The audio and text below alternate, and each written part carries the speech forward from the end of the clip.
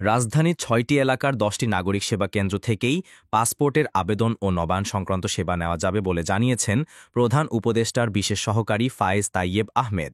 বুধবার ফেসবুকে দেওয়া এক পোস্টে তিনি এ তথ্য জানান। পোস্টে ফায়েজ তাইয়েব লিখেছেন, রাজধানীর গুলশানে নাগরিক সেবা কেন্দ্রে পাসপোর্ট সেবার উদ্বোধন করেছেন প্রধান উপদেষ্টার আন্তর্জাতিক বিষয়ক বিশেষ দূত লুৎফে সিদ্দিকী।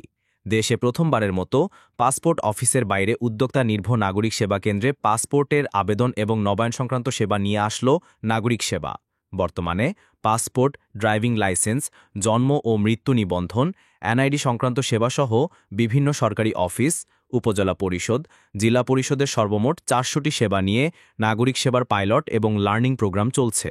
প্রধান উপদেষ্টার বিশেষ সহকারী আরও বলেন, গুলশান ১, উত্তরা সেক্টর ৬, নীলক্ষেত, রমনা, মোহাম্মদপুর এবং বনশ্রী এই ৬টি স্থানে এই মাসের শেষে একযোগে ১০টি নাগরিক সেবা পাইলট চালু হবে।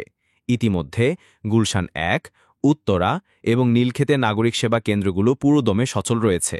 ঢাকার ৬টি পাইলট প্রোগ্রামের মোট ১০টি নাগরিক সেবা কেন্দ্রের মধ্যে যেটি আপনার নিকটতম, সিটি ভিজিট করুন, নাগরিক সেবা কেন্দ্রের কাছে আপনার সেবা চাহিদা কি সেটা জানান এবং এই সেবার মান উন্নয়নে পরামর্শ দিন।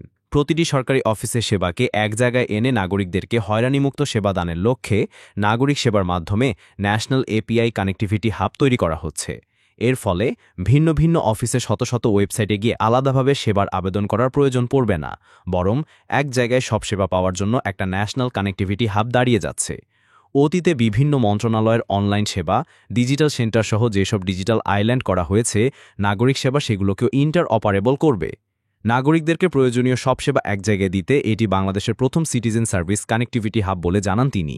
ফায়েজ তাইয়েব বলেন, নাগরিক সেবা কেন্দ্র ভিজিট করুন, আপনার পরামর্শ এই সেবার মান উন্নয়নে গুরুত্বপূর্ণ।